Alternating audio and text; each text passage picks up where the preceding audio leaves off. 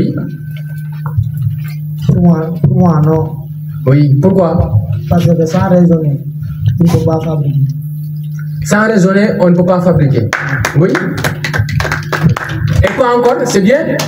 Très bien. Et qui encore? Pour moi, je dirais pour la science. Oui. Ça serait...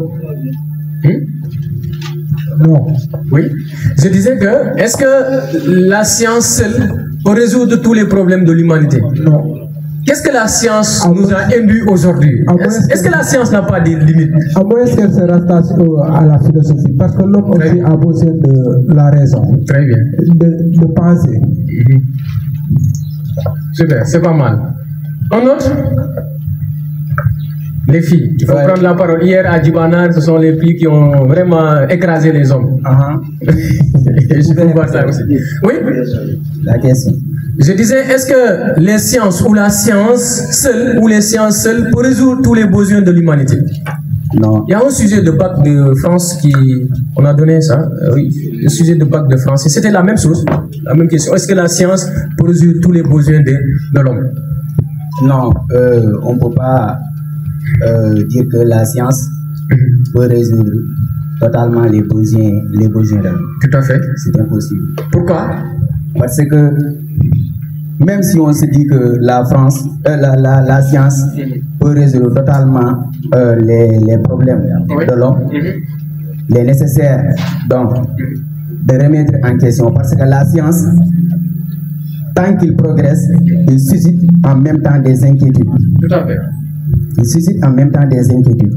Malgré son évolution, malgré les matériels qu'elle a mis en place. Tout à fait. Parce que bien sûr, on peut l'accorder. Parce qu'on peut dire qu'il a permis vraiment les hommes de quitter dans le monde, comment dirais-je, animal, pour ainsi se régner dans l'humanité. Tout à fait. Oui, de régner dans l'humanité. Mais il est nécessaire aussi de voir dans ce cas-là la philosophie. Parce que la philosophie, tant qu'on a la progression de la science, on a en même temps la progression de la philosophie.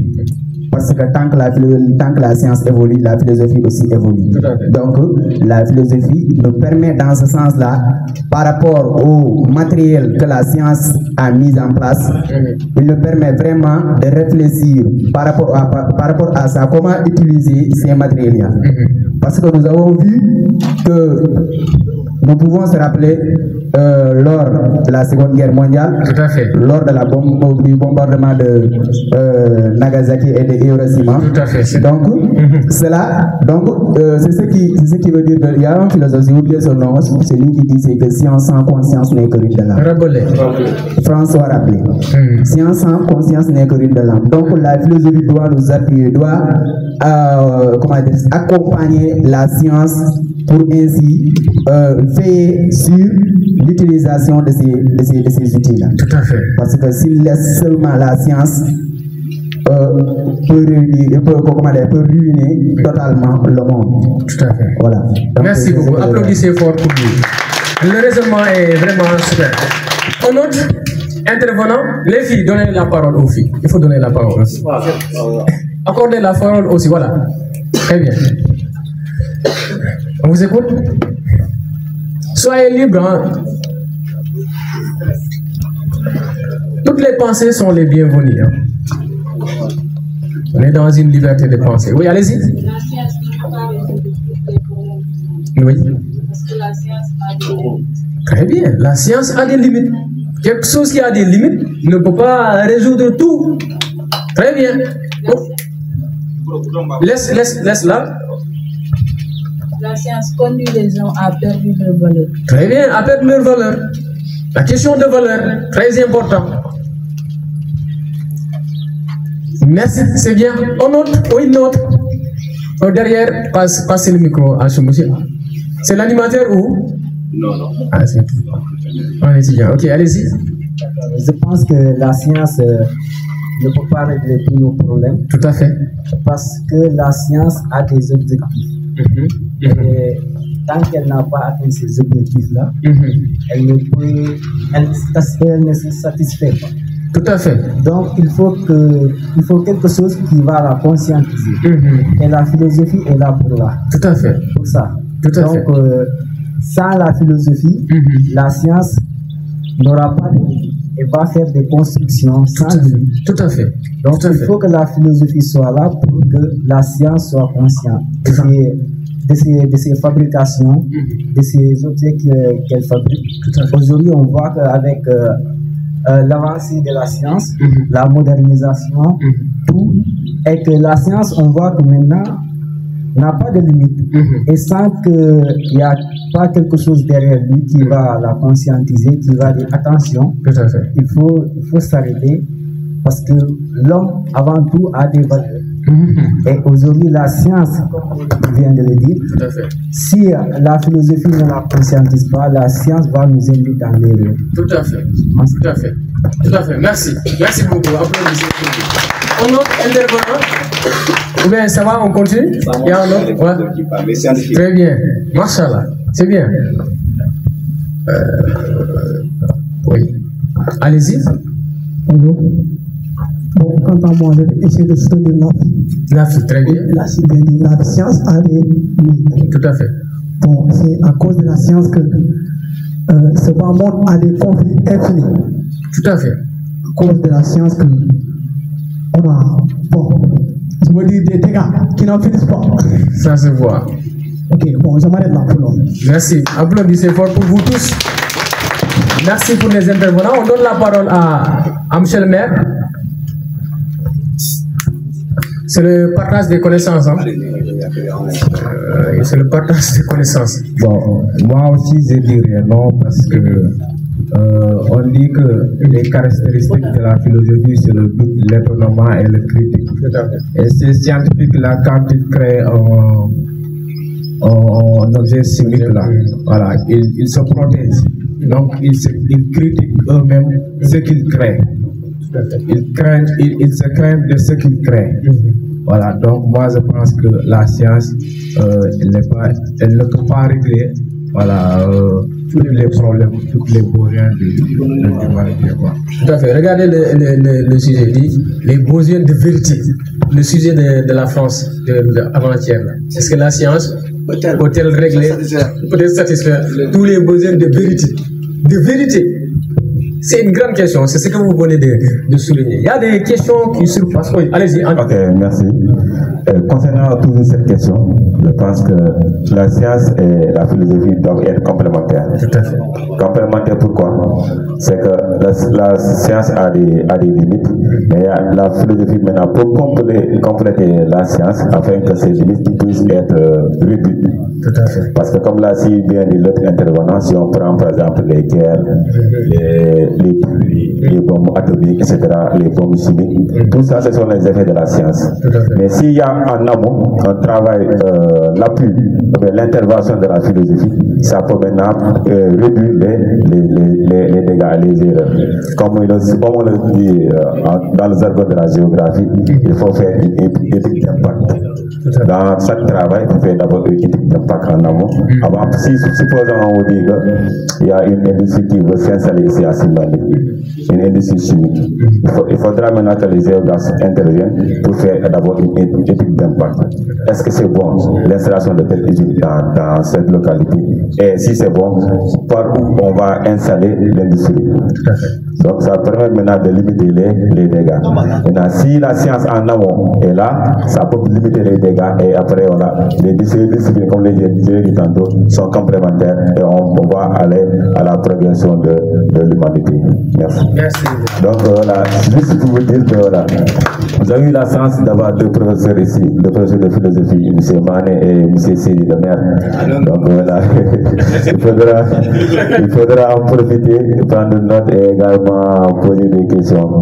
Et j'ai oublié tantôt de vous présenter nos aînés qui sont là, et Fodé Fofana, qui est professeur d'anglais au lycée de Djiréji, et également M.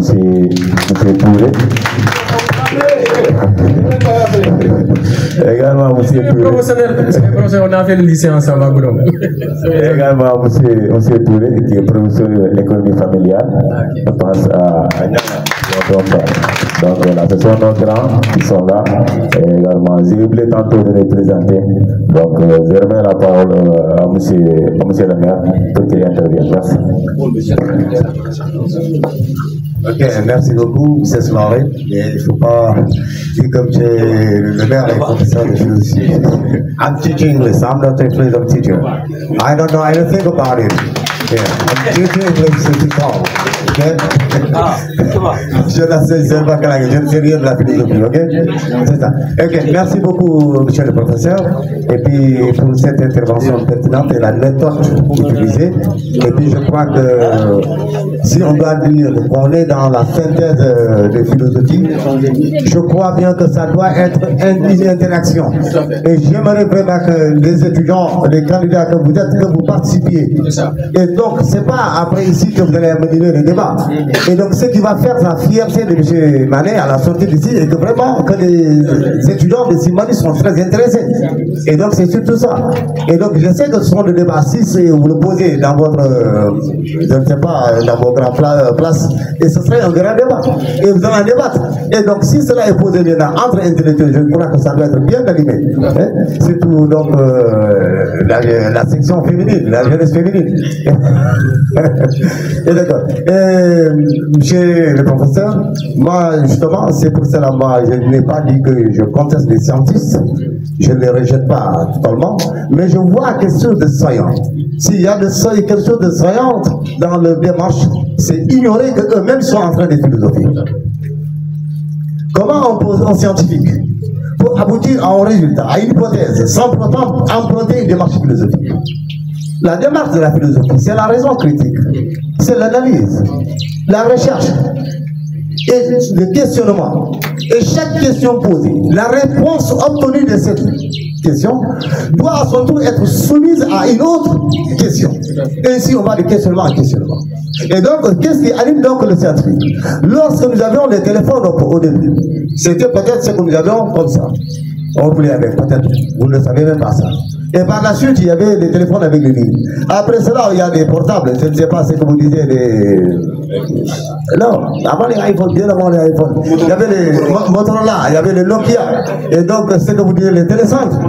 Aujourd'hui, on ne parle même pas de télécentres. Il y en a beaucoup d'entre vous qui n'ont jamais abordé les opérations dans les télécentres. Et ça, parce qu'il y a une évolution. Aujourd'hui, on parle de téléphones, on parle d'iPhone, on parle de smartphone. Et qu'est-ce qui nous dit que dans 10 ans, c'est ce que nous allons considérer encore?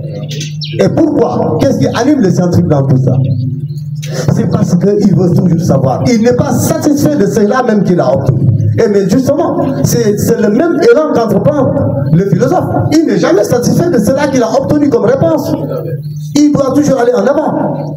Et donc, ce serait une erreur monumentale de penser que la philosophie n'a rien résolu dans ce monde. Eh bien, si nous existons aujourd'hui, nous sommes dans ce monde aujourd'hui, dans cette situation, tout est régi par la philosophie. Tout est régi par la philosophie. Et donc, parce qu'à un certain moment donné, l'homme est parti, comme l'avait dit, monsieur le professeur, dans le début. Donc, il s'est remis en cause. Il y avait ceci qui était là. Alors, ce que nous avions aujourd'hui, est-ce que ça doit continuer? Au cours maintenant de cette interrogation, il y a autre chose encore qui est née. Et de là, on est là ici, on parle de la philosophie. C'est vrai que d'autres ont dit que la philosophie est-elle futile ou dangereuse? Que la philosophie est futile et dangereuse. Mais le paradoxe, comment quelque chose peut être futile? Futile, je veux dire, sans effet, sans importance, sans valeur, sans gêne. C'est ça qui est futile. Et qu'on dit que la philosophie est futile. Et on revient pour dire que la philosophie est dangereuse. Dangereuse, c'est quelque chose qui a un méfait, et quelque chose qui peut perturber, quelque chose qui dérange. Et donc, en ce moment, il y a un paradoxe. On dit que c'est futile, et ensuite on dit que c'est dangereux. Et non, c'est parce que ceux-là qui le disent pensent que la philosophie ne sert à rien, et ce sont peut-être les politiques ou bien les religieux qui disent que donc, face aux philosophes, ils nous poseront des questions qui seront des cols face auxquelles nous n'aurons pas de réponse à apporter rationnellement. Parce que c'est la réponse rationnelle qu'attend le philosophe. Et maintenant, cette réponse rationnelle, à son tour, doit être soumise encore à d'autres questionnements. Et dans le dogme, il y a certaines choses qui sont interdites, certains questionnements, vous n'allez pas les poser. Mais quand on est dans la philosophie, vrai de l'intérêt, donc on peut poser la question. On parle de Dieu, et Dieu lui-même, qu'est-ce qu'il a créé? En philosophie, on peut se le poser. Mais en dogme, vous n'osez jamais le poser. Vous ne pouvez pas poser cette question-là. Attendez, quand je sors d'ici, vous me posez cette question-là, en tant que ça, qu'est-ce que je vais vous répondre? Ça, je ne vais pas vous répondre à ça. Et là, on va vous dire Subhanallah. Et donc, c'est ça. Et pourtant, en philosophie, cela n'est pas interdit. Et donc, il faut aller toujours au-delà. Et donc, en certain moment, si vous voyez, les Nietzsche, les Sartre, tous ces gens-là, ils éveillent en quelque sorte la conscience humaine, l'esprit humain, pour montrer exactement de quoi il s'agit. Il faut que l'homme soit conscient de ce que lui-même est, et pour pouvoir prétendre chercher cela même qu'il veut.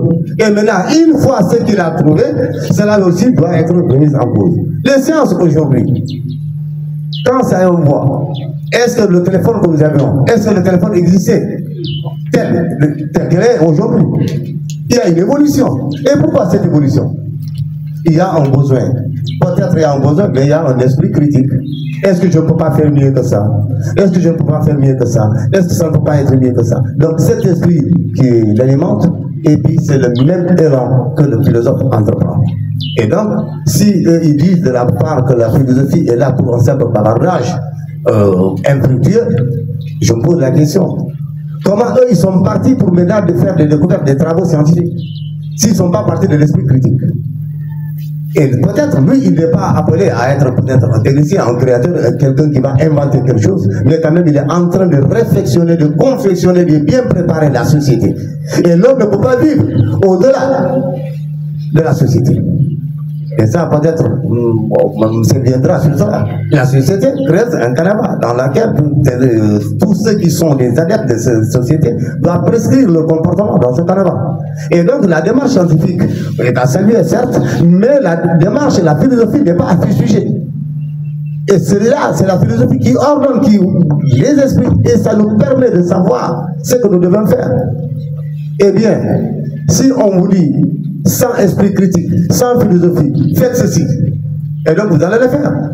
Et si aujourd'hui les gens détiennent les bombes atomiques, comme vous venez de le dire, on hésite aujourd'hui à montrer ces forces-là parce qu'il y a quelque chose qui est là. Ce n'est pas seulement la loi, mais il y a l'esprit critique même qui est là. Il y a la raison philosophique qui est là. Est-ce que je dois le faire?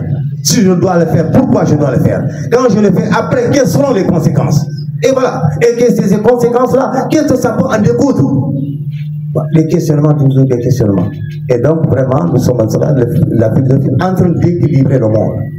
Si la société, si la philosophie n'a rien inventé, comme le disent certains, en tout cas, de ceux qui veulent attaquer les philosophes, mais la philosophie, mais écoute, sans cette philosophie, je ne pense pas que nous serons là. Et donc, moi, je vous demande bon courage et plein de succès. Et excusez-moi, je dois me libérer parce que pour des questions de poste de sécurité familiale, bien qu'on soit dans le week-end, je suis un peu appelé au niveau de la mairie. Et donc, pour ces raisons, je dois me retirer et partir avec un pot peut-être pour vous apporter peut-être un pouvoir. Et pour cela, je vous dis toutes les excuses et puis merci beaucoup. Bonne continuation. En tout cas, j'ai confiance en vous. Moi, j'ai confiance en vous. Monsieur le professeur, merci beaucoup. Vraiment, c'est avec fierté et honneur qu'on vous accueille ici. Et vraiment, nous pensions que l'année prochaine serait mieux préparée encore que ça. Et puis, là, ce serait bien. Et on ne souhaite pas que vous soyez là, mais ce n'est pas de la mort, que vous soyez peut-être à l'université. Et si vous êtes là, que vous soyez aussi en tant qu'étudiant, pas en tant que candidat. Que Dieu le fasse. Que Dieu vous bénisse. On a parlé de Dieu, hein? D'accord. Merci. Merci beaucoup. Ok, merci beaucoup, monsieur le maire. Depuis hier, vous menacez aucun effort de nous accompagner pour la réussite de cet événement. Donc, on vous dit merci et il faut aussi saluer le maire Dr Gauthier, disant que les étudiants et les élèves de la commune vous remercient infiniment parce que sans vous, aujourd'hui, on ne parlera pas de cet événement. Vraiment, merci encore une fois. Je vous remercie. Donc, permettez-moi. Justement, parce que nous n'avions pas pris d'engagement, je peux dire, au fond, par rapport à cette synthèse. Parce que l'année passée, nous avions initié de telles initiatives, on a pris de telles initiatives, mais malheureusement qui ont avorté. Et là, ça devait être vraiment bien réussi. Et jusqu'au moment où nous étions en train de douter, est-ce que ça peut ou bien ça ne peut pas être? Et donc, voilà pourquoi vraiment nous ne sommes pas là. Sinon, je serai accompagné des délégations du conseil municipal, et puis vraiment, vous serez vous saurez vraiment que le maire est là. Et vraiment, toutes nos excuses par rapport à ça. Néanmoins, quand même, le maire, Dr Côté, a eu à faire quelque chose. Parce que lui, quand il s'agit de l'éducation, de la santé, il est toujours en face avec les gens. Et donc voilà, il est toujours prêt. Quand il s'agit de l'éducation, il s'agit de la santé, l'ami ne recule pas.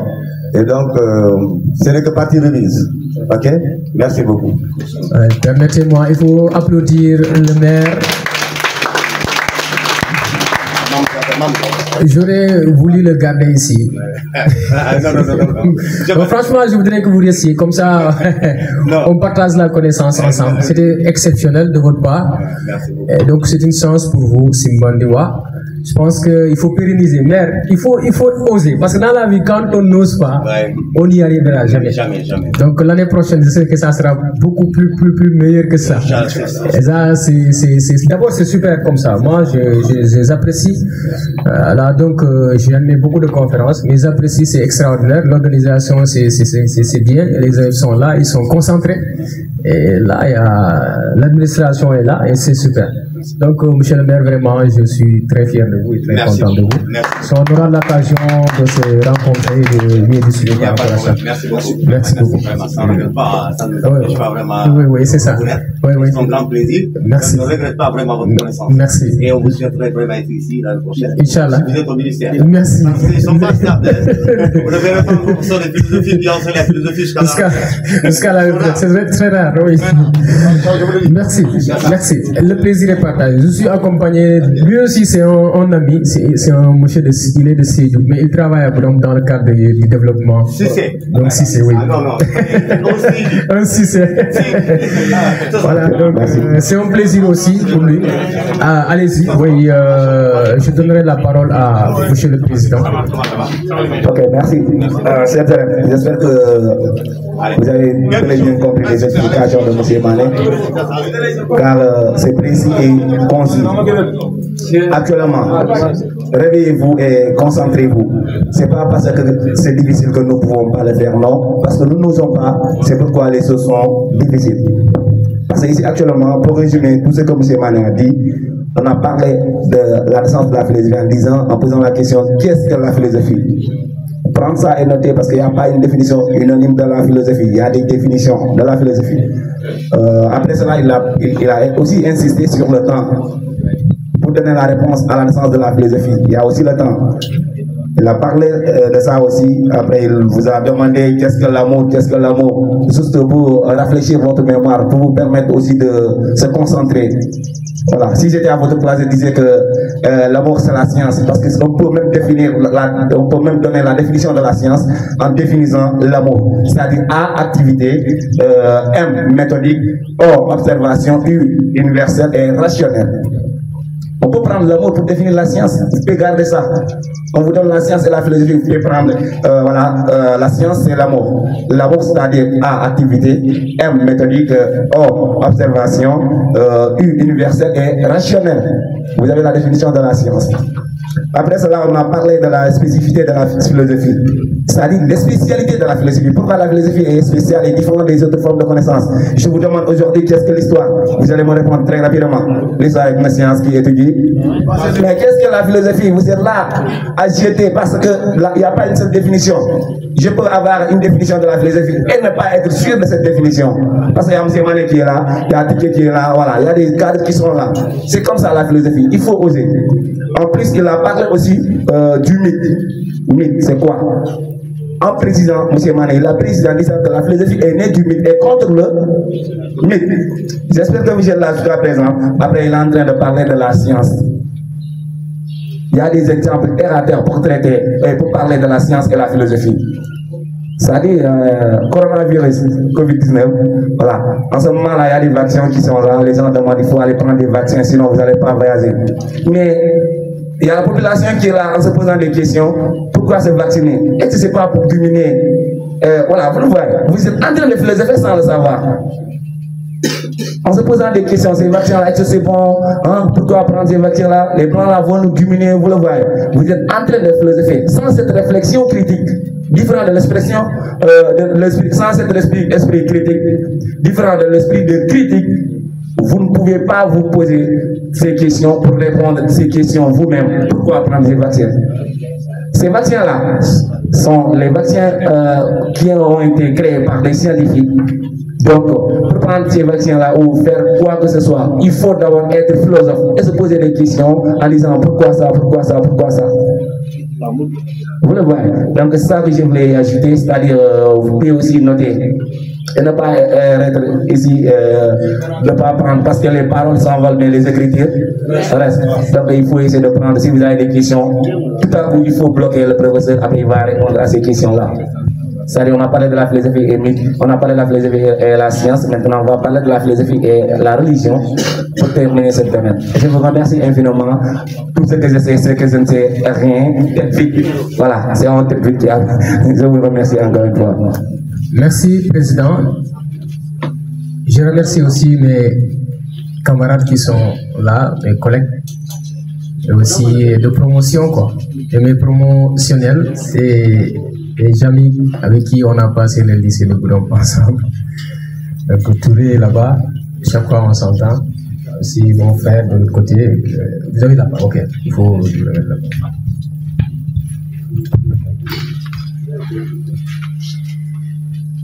Voilà. Bonjour. Bonjour. Voilà, très content d'être parmi vous.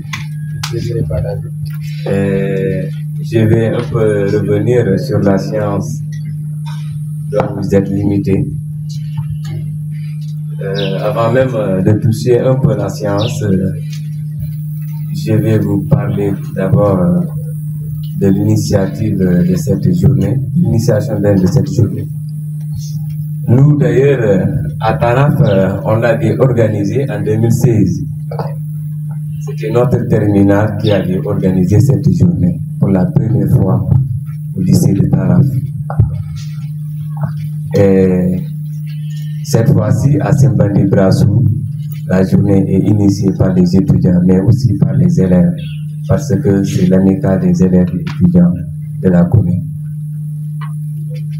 Voilà. Je vais parler de la science avec la philosophie, mais je ne suis pas philosophe. Voilà.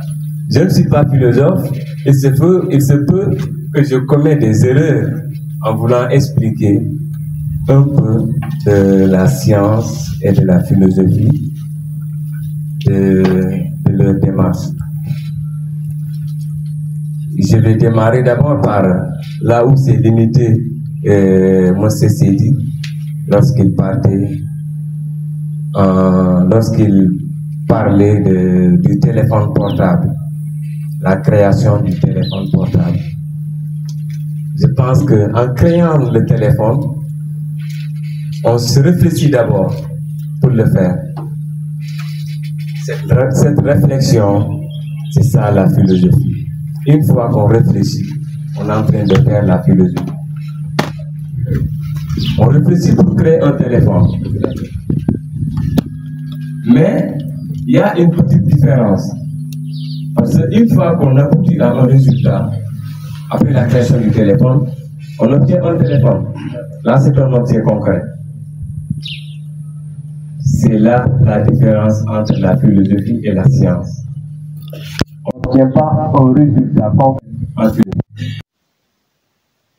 Moi, je dirais même c'est l'abstrait. C'est l'abstrait. On n'obtient pas un résultat. Là, quand je parle aussi, lorsque j'ai écouté un intervenant lorsqu'il évoquait le cas de la bombe atomique Hiroshima-Nagasaki, l'histoire que j'aime beaucoup plus lorsque j'étais en terminale L2 au lycée de Tanaf. Après le dégât de la science, la philosophie devient une mère consolatrice. Après les dégâts de la science, on revient sur table pour discuter du comment résoudre le problème, du comment résoudre les dégâts de la science.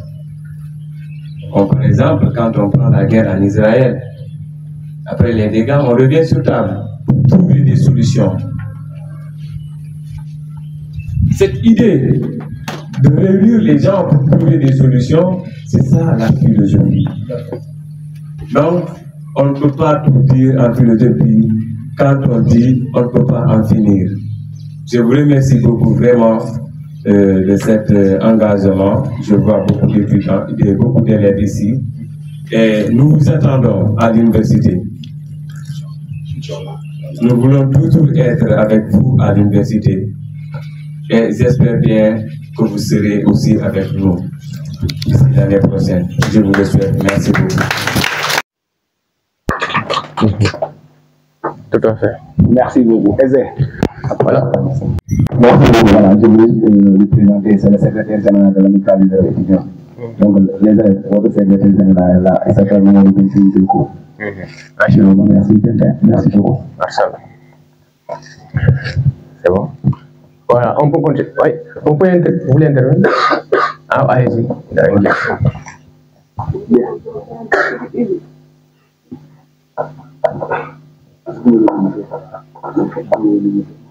Bon. Dit par un professeur qui dit, on ne dit pas les effets négatifs de la science, qu'on nous dit les effets négatifs qui découlent de la science.